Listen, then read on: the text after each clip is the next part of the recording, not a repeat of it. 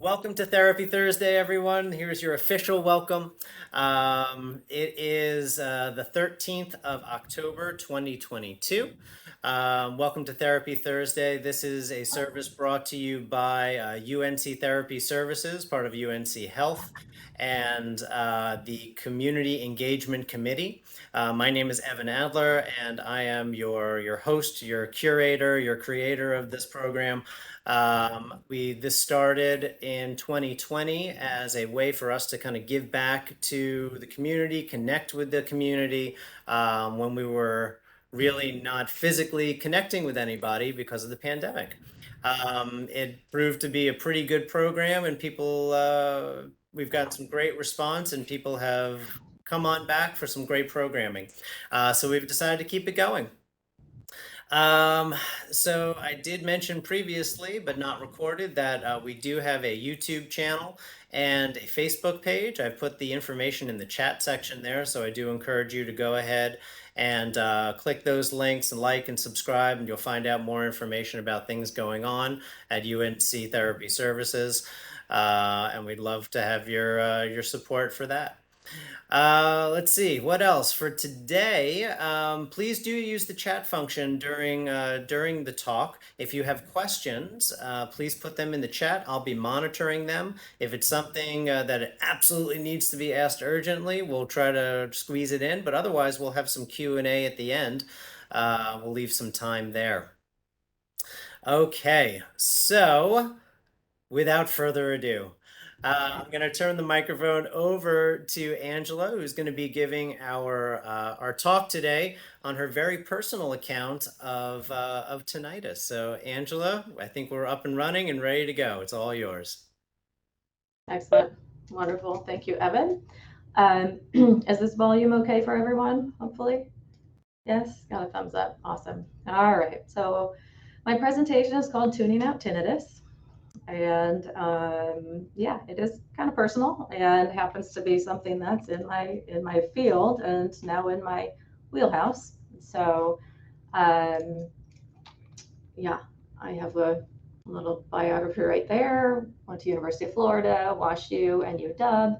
I've been at UNC for 11 years. Also did private ENT practice, a dispensing location, and oral deaf school. And my story about tinnitus. And kind of first thing first, it is tinnitus, not necessarily tinnitus. But my first cause and source of my tinnitus was about 20 years ago. I was in a choir, and it was not this typical gentle choir there. Picture it. It was a very large gospel choir. And you can see what is circled is 4 stage monitors, which are sending all of the sound and music back to us, an open drum cage, and some horns and brass on the other side. I was closest to the horns, actually. And so the noise exposure in that situation was something that they were really unaware of and had no intention of changing. So being an audiologist, I got some musician earplugs and thought I was protecting my ears enough. But it was a good amount of time in the couple of years I was in that choir, that probably over 6 hours a week in really loud situations. I did some damage to my ears. So fast forward about 10 years, I had a traumatic family life event, and the tinnitus became overwhelming. Being an audiologist, working in a very quiet sound-treated sound booth made it even worse. And even in situations of the car with road noise, that wasn't enough to cover up or soothe my tinnitus at that point. So I had sought help, in a couple of different ways. And one of the ways was actually hearing aid maskers. So I was fitted with some hearing aid maskers in both ears, allowed to have either a which type of white noise sound going through or ocean wave noise is going through. And I was able to ignore my tinnitus and focus on my work, on my patients, on what I was doing. So that was really an aha moment for me when I figured out that hearing aids and maskers are quite effective, even when your hearing test says normal. When there is that constant sound in your head, it is traumatic. So I did wear those maskers for about a month until I felt like I was able to kind of wean myself off of them and go about my regular work and home duties. But it really gave me an advantage as an audiologist for when patients come and say, help, I need to get rid of this. Can you help me? Is this effective? Does this work? I could say without a doubt, it is effective and it works. So that kind of is my leap into tinnitus treatment, and where the source of my tinnitus came from. And I still am very protective of my own hearing and, of course, my family's hearing also. So, and currently now I don't have to wear the hearing aid maskers, but at nighttime I do have a sound machine that has either the white noise or the ocean waves, and it's on every night so that I can relax, listen to that, fall asleep, ignore the tinnitus in my ears. And I even have an app on my phone so that if I'm not at home, if I'm in a hotel or another location, I will turn on that masking noise for bedtime from my phone.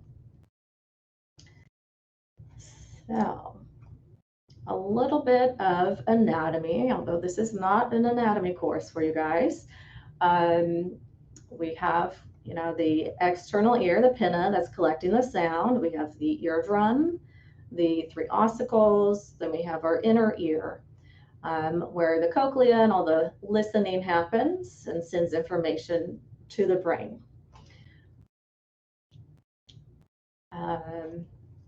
So typically, when we think of the prevalence of tinnitus, it is very high, a prevalence of about 15% of the general population. So about 50 million Americans have tinnitus.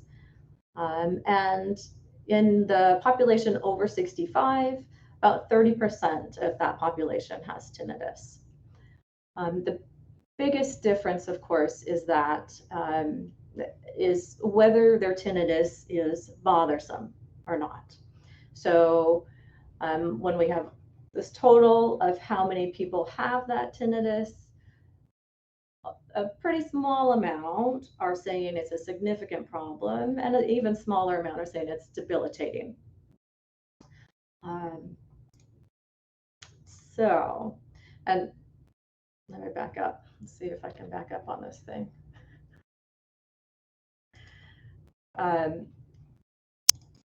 Let me mention here that the VA knows, and it's one of the number one disabilities for the VA. Are you guys able to see it still? Has my screen changed?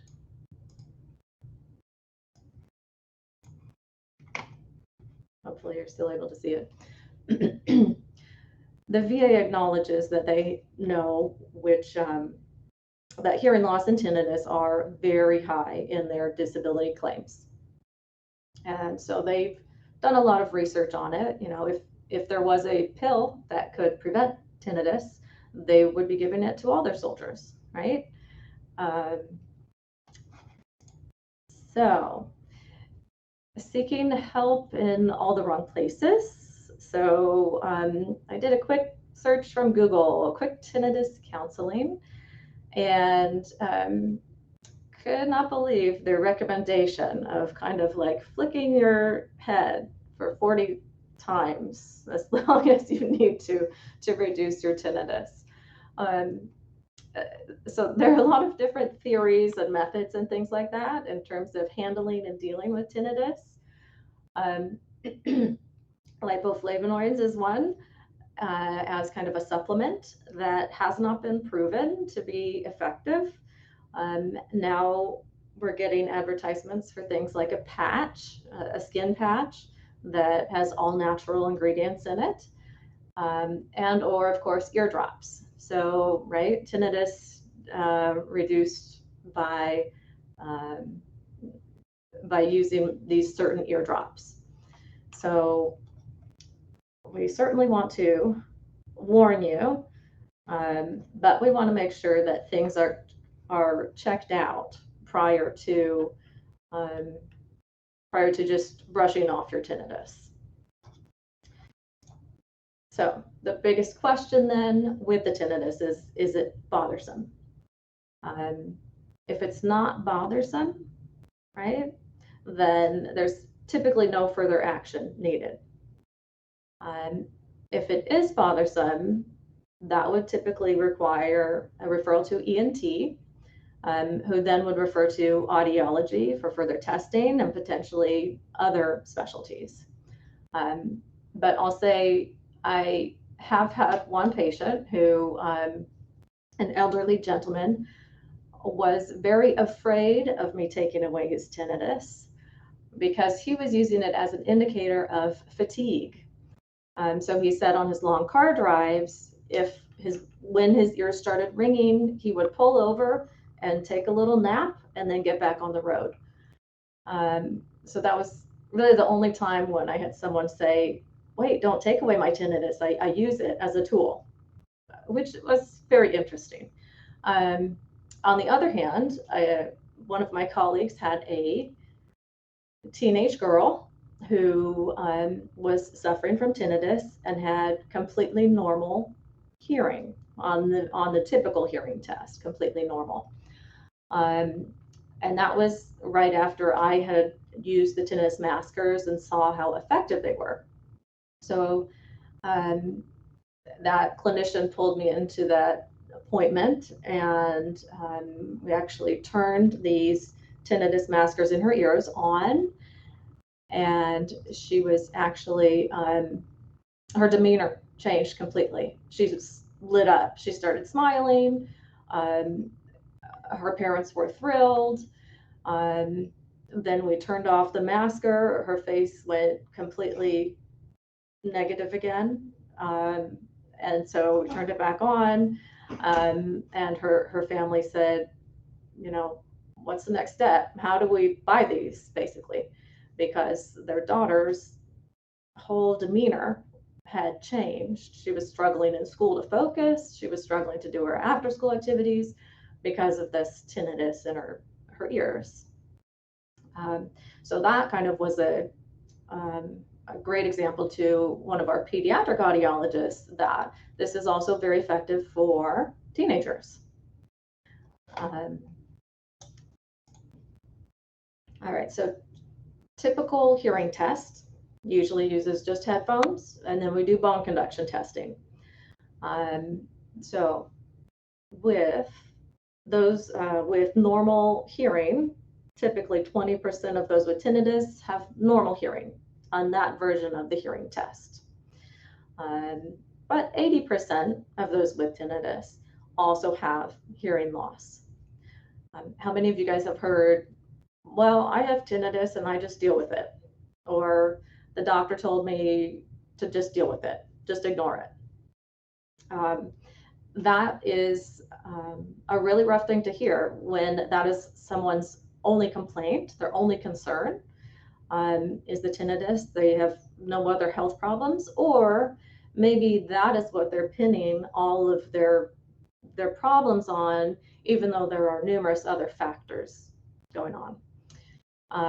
So the just deal with it approach is not ideal when someone is actually seeking treatment. And so we have, in the last 2.5 years, started doing tinnitus evaluations at our UNC Chapel Hill location. And the kind of the biggest step, which really is the first step, is that case history. So learning if someone has had any type of noise exposure, right, at any age.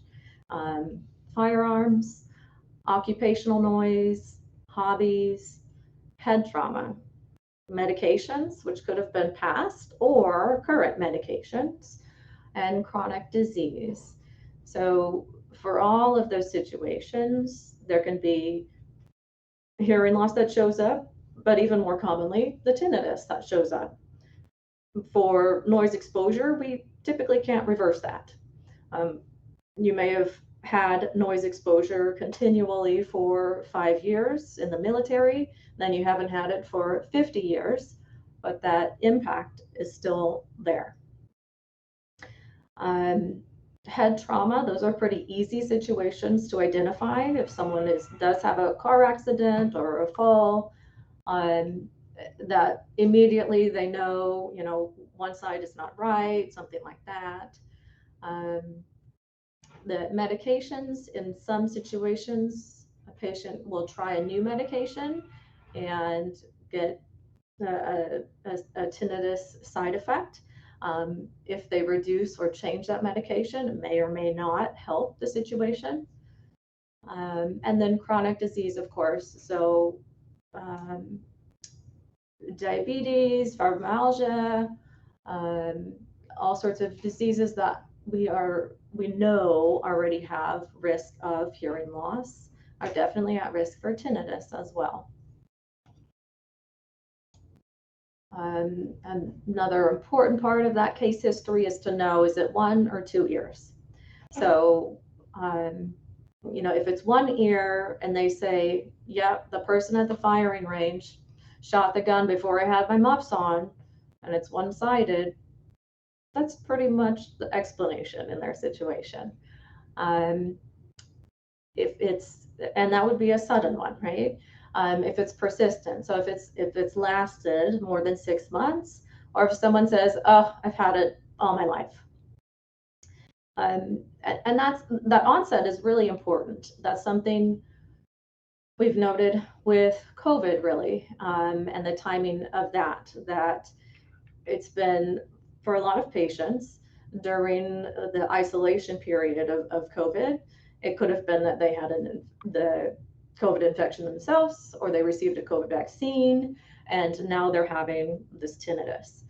And we can't say, is it going to go away? We don't know, right? But the onset of it is very important.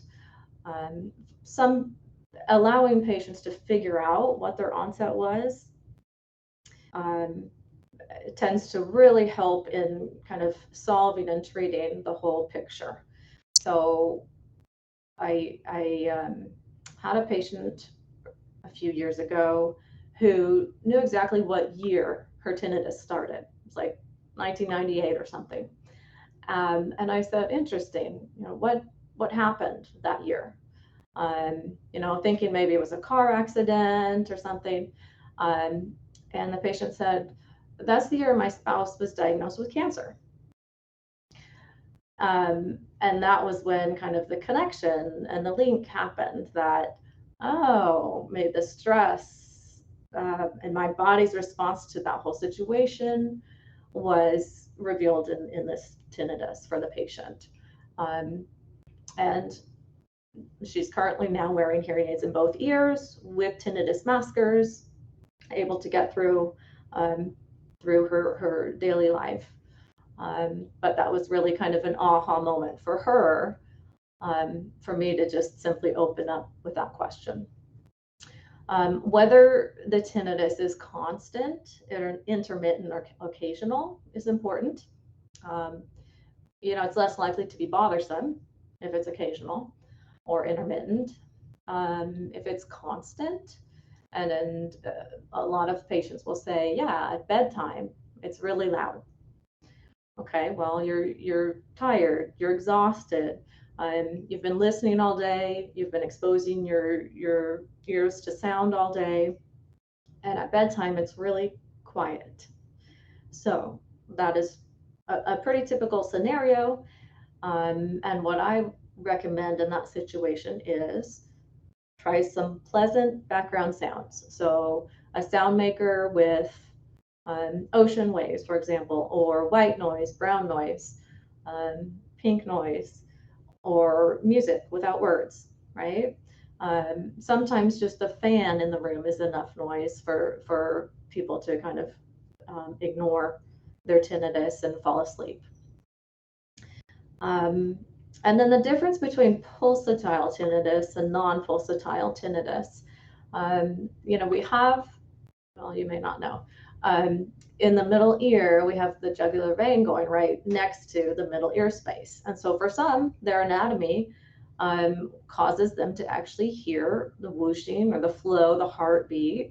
And that we say is a form of tinnitus. It is a sound in the ears that no one else is hearing, but it's not typically an inner ear hair cell type of issue or problem. So we do like to kind of note the difference between those. So one of the tests, or one of the things we collect during a tinnitus evaluation, is the tinnitus handicap inventory. So we're asking for a patient to determine yes, sometimes, or no for these sentences. Some of them being, do you have trouble falling asleep at night? Do you find you're often irritable because of your tinnitus? Do you find it hard to focus? And we add up the score and have kind of a description of what severity that tinnitus is. So the medical field uses kind of grade 1 through 5.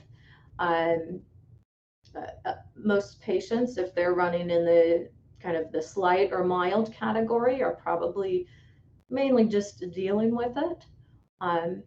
But we tend to see patients who have more severe handicap inventory results, severe and or catastrophic. And so those are complicated issues in which a lot of times giving the patient the information reduces their inventory significantly. Okay, so just educating them on their anatomy and the likely source of their tinnitus. So in our tinnitus testing protocol, we do have high frequency air conduction testing. So that's like big super oral headphones out to 20,000 hertz. We're testing out to basically newborn hearing or a dog whistle type of hearing. And that will most times reveal some type of loss in that category of hair cells. We definitely will do tympanometry to make sure that the middle ear is clear. We want it certainly to be moving. We don't want fluid behind it. It's stuck and not moving, or there's a hole in that eardrum. And then otoacoustic emissions, which is a test for putting two tones in, recording the response of hair cell function. That doesn't require the patient to say, I heard it, I didn't hear it. It actually is a more objective test of that hair cell performance. And then we do some psychoacoustic testing. So we will have the patient pitch match. We'll give them two pitches, tell me which one, A or B, is closer to your tinnitus.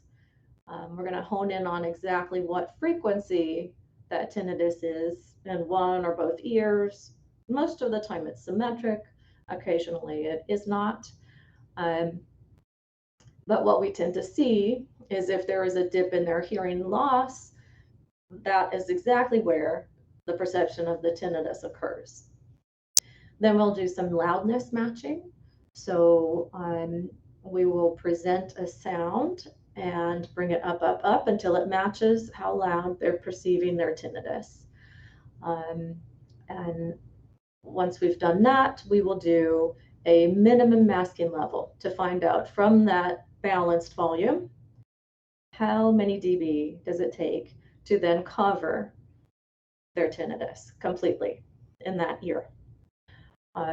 And this is really more of an educational tool because usually it's only a couple of dB. It's a very small amount of sound that then covers their tinnitus.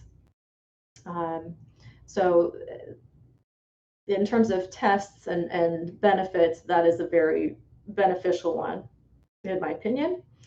And then we do loudness discomfort levels.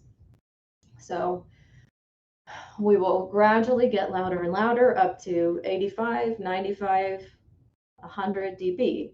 And we want to know, are you able to tolerate loud sounds like a normal hearing ear, or is your ear extra sensitive to those sounds?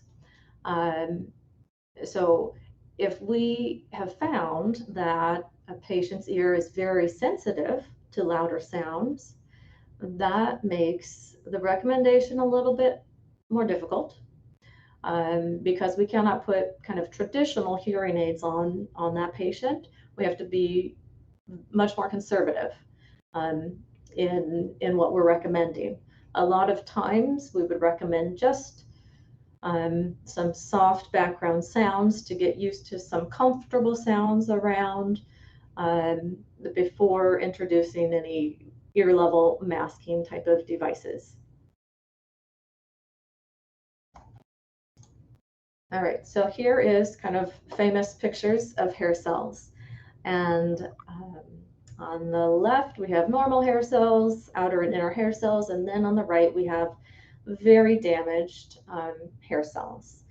And so this is what typically is happening when we have some hearing loss and or some tinnitus going on, that part of the inner ear is lacking in its ability to collect sound and send sound to the brain. And so the inner ear is so kind as to provide extra sound to the brain when sound is not present. So those are the hair cells you want to protect because they won't grow back. All right, so noise sources, right? We all know loud noises, snowmobiles, chainsaws, fireworks, firearms are noisy, right? And this is a picture of my son wearing muffs as he's mowing or pretending to mow because he saw daddy do it, right? Daddy's wearing muffs to do yard work with loud sounds. So there's definitely lists and measures of how loud something is, how safe something is in terms of volume. And I would say in my current situation, when I attend a place that is loud and I think it is loud and it feels like it's hurting my ears, I will put in earplugs. So I always have them with me. And even if someone pulls out a sound level meter at that time and says, well, this isn't harmful because it's only for an hour, I'm still going to protect my hearing. It doesn't make you more tough by tolerating loud sounds. Your ears won't get stronger. All right, so in terms of protecting and exposing, here's some muffs that would be protective. And then here's some questionable ones, right? How many of you have seen someone mowing the lawn or using yard tools with AirPods? Those are not going to be protective of the hearing. Now, the children's version of current headphones and Bluetooth, if it's not plugged into something, it potentially could be somewhat protective. But certainly AirPods and anything that is going to be set as a sound louder, then the noise that you're in is going to cause likely some type of damage. And it might not show up today or tomorrow, but down the line, it likely will. So even though AirPods and earbuds have noise canceling in them, that doesn't mean that they're going to be protective. So in our tinnitus settings, we do a lot of counseling. We put hearing aids on those patients and let them listen to just amplification. And a lot of times that works. What is Evan type? Uh-oh. Is it still working for everyone? Oh yeah, I just typed that in there because I use AirPods when I Okay, when I mow the lawn. gotcha. Okay. um, okay, so a lot of the patients, when we put those hearing aids in, will say, "Wow, my tinnitus is reduced or gone. That's great." And then I'll say, "Hold on, that was just the amplification. This is actually what you need for your hearing. Now let me turn on the masker." And so we can put in, again, some white noise or ocean wave sounds. Some people really like ocean waves. If their hearing aid is making ocean waves, they are relaxed. They feel like they're at the beach. Um, for others, they don't like the rushing water in their ear sound, and so they may want something different. But it's a way for us to put sound in someone's ear and let them get relief from their tinnitus. Um, a lot of what we're doing again is counseling. The treatment plan for most patients is going to be sound machines. So really avoiding loud noises and avoiding silence. Um, Hearing aids with or without maskers in them. Tinnitus retraining therapy, which again is something that um, is what we're typically ending up doing with patients with hearing aids and or with maskers, kind of retraining the brain as to what is important, the important signals and the unimportant signals. So we're trying to not replace the tinnitus with a different sound, but to reduce the awareness of it. And then, of course, referring to other professionals. Um, so we typically work in conjunction with ENT. They're making sure on the medical side of things that there is not a clog of wax, constant ear infection. They may even do an MRI if for some reason it is an asymmetric type of complaint. There's a very small incidence of those having an acoustic neuroma. We certainly don't want to ignore that and put a hearing aid with a masker on that. But we want to make sure that we are in conjunction with all of the other professionals who a patient may need to see.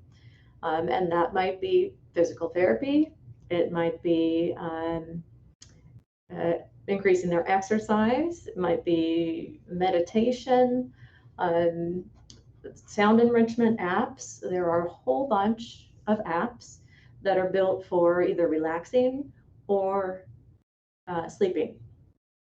And they have different sounds, different scenes, different benefits. So most of them are free. The ones that are not free are not necessarily proven to be any more effective. So in terms of apps, as most people are having earbuds or AirPods in their ears a lot of the time, if they can just stream something in the background, then that typically gets their brain to be focused on what it needs and ignoring the tinnitus. So, one of the comparisons we make with tinnitus is if you have a single violinist, right? Your brain is really focused on grabbing all of that information from that one thing. But what we want with tinnitus is it to be within a whole symphony, right? We want it to blend into your life so that it is not the outlier. that you're constantly worried about. As I mentioned before, some of the referrals that we do for the 20% of patients who are actually seeking intervention would be, do you have a counselor? Have you talked to your primary care about this? Of course, referring to ENT if they have not already done that. And our take-home message there would be protect your hearing as much as everyone else protects their heads, hopefully. Because tinnitus should not be as scary as some websites say. And it is very common, and there are people who specialize in it who are able to help. All right, and that's the end of that. Angela, that was great. Thank you so much. We did have a couple of quick questions that came through that I just wanted to put forward. Earlier on, we had a question about what app that you use, I guess for sleeping. I know that I use a white noise app myself. It's a free app called Waves. But I don't know if there's one in particular that you recommend. Yeah, well, I mean, the one that I've been using for quite a few years now is one of the hearing aid manufacturers called Resound, and it's just called Resound Tinnitus Relief. But yeah, there are numerous different sleep ones and headspace ones and Calm and all sorts of apps where, yeah, if you search the App Store, you'll find numerous different options. Great. There was another question. There was an earlier on slide that you had there. I know it involved kind of like the flicking of the head and some things there. When you mentioned the flavonoids there, and I apologize, was that a helpful or a not proven thing? Not proven. Not Yeah, proven. none of those have been proven. Okay. Yeah, if you have a clog of wax and you flush it and the clog of wax comes out, yeah, that potentially could work. But yeah, no, there's not anything proven with those. Gotcha. Another question we had was, can you tell us anything about fluid retention after a head cold and draining blockage as a cause of tinnitus? And I do apologize for my mispronunciation. That I'm sure you get that a lot. Yeah, that's okay. Yeah, so after a cold or allergies, when there's some blockage going on, that's very common to heighten the awareness of tinnitus. And that's because there's fluid there instead of air in the middle ear space, which is causing a conductive type of loss. So the inner ear is still hearing fine, but sounds to get through that are not. So that as a fluid retention issue of in the middle ear space, yes, could definitely cause tinnitus. And then once it's resolved, typically then the expectation is the tinnitus resolves and goes away.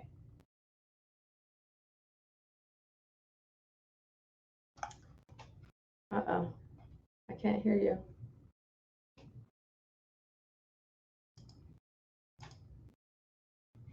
Like,